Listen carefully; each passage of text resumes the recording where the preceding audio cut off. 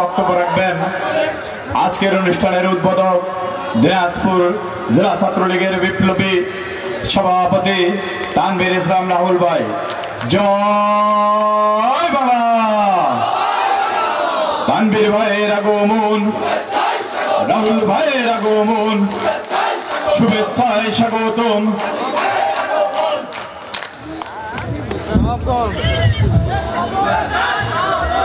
আসসালামু আলাইকুম। বিসমিল্লাহির রহমানির রহিম। শিক্ষা শান্তি প্রগতির মশালবাহী সংগঠন বাংলাদেশ ছাত্রলীগ দিনাজপুর জেলা শাখার পক্ষ থেকে জানাই এবং আমার নেতা একাদশ জাতীয় সংসদের মাননীয় হুইপ উত্তর জনপদের কৃতি সন্তান বাংলাদেশ ছাত্রলীগ দিনাজপুর জেলা শাখার যেই অভিভাবক জনাব ইকবাল রহিম এমপির পক্ষ থেকে জানাই রক্তিম শুভেচ্ছা এবং অভিনন্দন। আজকের এই সম্মেলনের সম্মানিত সভাপতি, দীর্ঘদিন ধরে যিনি এই উপজেলাকে ছাত্রলীগের একটি মডেল উপজেলায় রূপান্তরিত করেছেন, তার দীর্ঘ পরিশ্রমের ফসল আজকের এই সম্মেলনের এত মানুষের কাতারে পরিণত করা। এই সম্মেলনের সঞ্চালক যিনি আজ শারীরিক অসুস্থতার কারণে উপস্থিত নেই, তারা দুজন মিলে এই সংগঠনকে যে পরিশ্রম দিয়ে একটি মডেল সংগঠনে পরিণত করেছেন, তাই তাদেরকে ধন্যবাদ জানাই। আজকের এই অনুষ্ঠানের প্রধান অতিথি, এই অনুষ্ঠানের মধ্যমণি, চার উপজেলা নিয়ে, এত বড় একটি উপজেলা নিয়ে যিনি রাজনীতির মাঠকে আলোকিত করে তুলেছেন, দিনাজপুর ৬ আসনের মাননীয় সংসদ সদস্য জনাব শিবলি সাদিক এমপি আজকে এই অনুষ্ঠানের যেই সাফল্য কামনা করছে, তাই দিনাজপুর জেলা শাখার পক্ষ থেকে জানা আপনাকে ধন্যবাদ জানাই। আমি আজকের এই সম্মেলনে গভীর শ্রদ্ধা করে স্মরণ করতে চাই হাজার বছরের শ্রেষ্ঠ বাঙালি জাতির জনক বঙ্গবন্ধু শেখ মুজিবুর রহমান সহ ওই ৭১ সালে শহীদ বীর মুক্তিযোদ্ধা যারা আমাদের এই দেশ স্বাধীন করার জন্য জীবন দিয়েছেন, তাদের সকলকে আমি গভীর শ্রদ্ধা করে স্মরণ করি। এই অঞ্চলের মাটি ও মানুষের নেতা, যিনি দীর্ঘদিন একটি সাধারণ মানুষ হিসেবে এই এলাকাকে রাজনীতি করে গিয়েছেন, আজকের এই অনুষ্ঠানের প্রধান অতিথির বাবা, যিনি এইখানে অনেক মানুষকে হাত ধরে রাজনীতি শিখিয়েছেন, এই এলাকা থেকে নিয়ে ওই দিনাজপুরের মতন শহরে গিয়ে নিয়ে যায় মানুষকে রাজনীতি করা শিখিয়েছেন মোস্তাফিজুর রহমান ফিজু সাহেবকে আজ আমি গভীর শ্রদ্ধা করে স্মরণ করি। ওই ৭১ সালে এই নবাবগঞ্জ উপজেলায় যারা যুদ্ধ করেছেন ওই বীরাঙ্গনাদের প্রতি আমি গভীর শ্রদ্ধা করে স্মরণ জানাই। আজ এখানে উপস্থিত হয়েছেন বাংলাদেশ আওয়ামী লীগের বিভিন্ন অঙ্গ সংগঠন, যুব মহিলা লীগ, ছাত্রলীগ, যুবলীগ, স্বেচ্ছাসেবক লীগ, মহিলা আওয়ামী লীগ সহ সকল সংগঠনকে কৃতজ্ঞতা এবং ধন্যবাদ জানাই।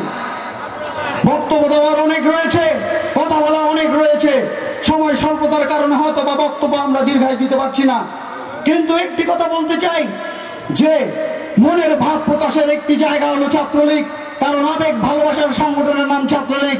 আর যিনি এখানকার এমপি প্রধান অতিথি অফিসে উপস্থিত রয়েছেন, উনি বারবার আফসোস করে বলেন আমি সাংগঠনিকভাবে ছাত্রলীগের দায়িত্বপ্রাপ্ত বড় নেতা হতে পারিনি, কিন্তু এটা আমার সারা জীবনের দুঃখ, আফসোস।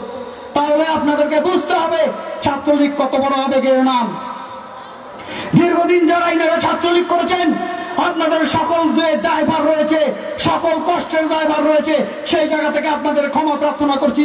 এবং যারা দায়িত্ব রয়েছে তাদের সকল যে ভুল ভ্রান্তি রয়েছে, সকল ভুল ভ্রান্তির দায়ভার আমি আমার কাঁধে তুলে নিচ্ছি দিনাজপুর জেলা ছাত্রলীগের সভাপতি।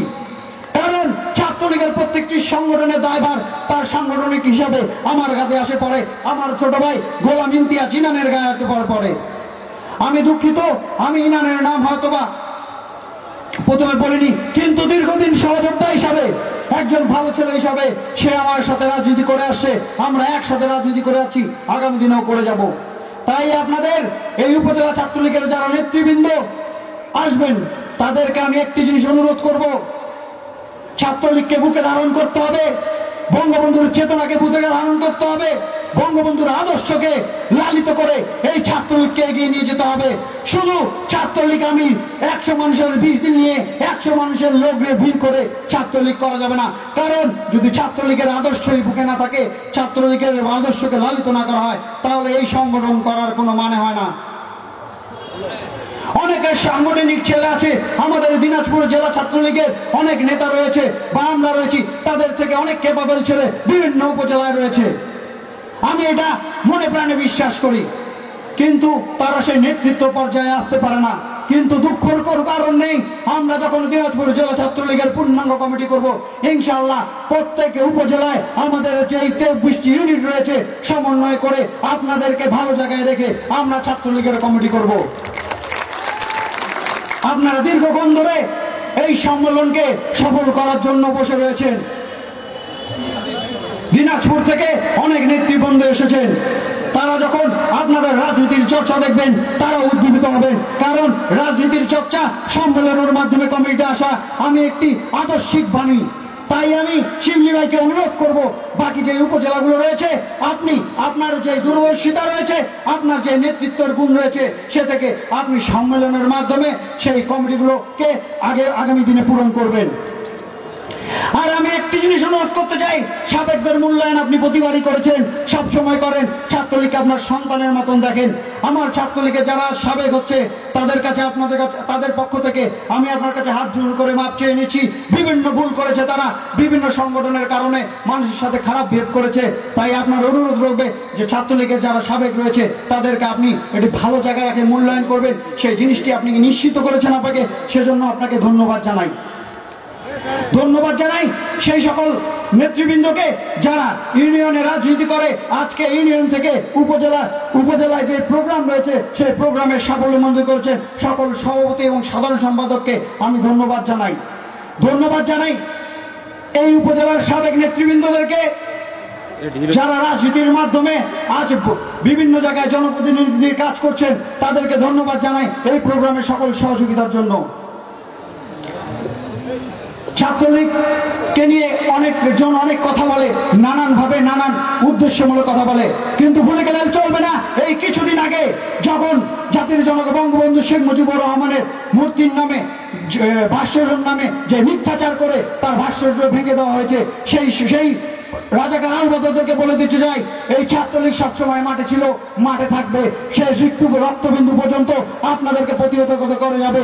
সেজন্য আপনারা যদি সাহস থাকে সামনে এসে কথা বলবেন, সামনে এসে আমাদের সাথে আলাপ আলোচনা করবেন। সেই আলাপ আলোচনার মাধ্যমে আপনারা ভুল আমরা সঠিক সেটা প্রমাণ করতে আমরা সক্ষম হবো ইনশাআল্লাহ।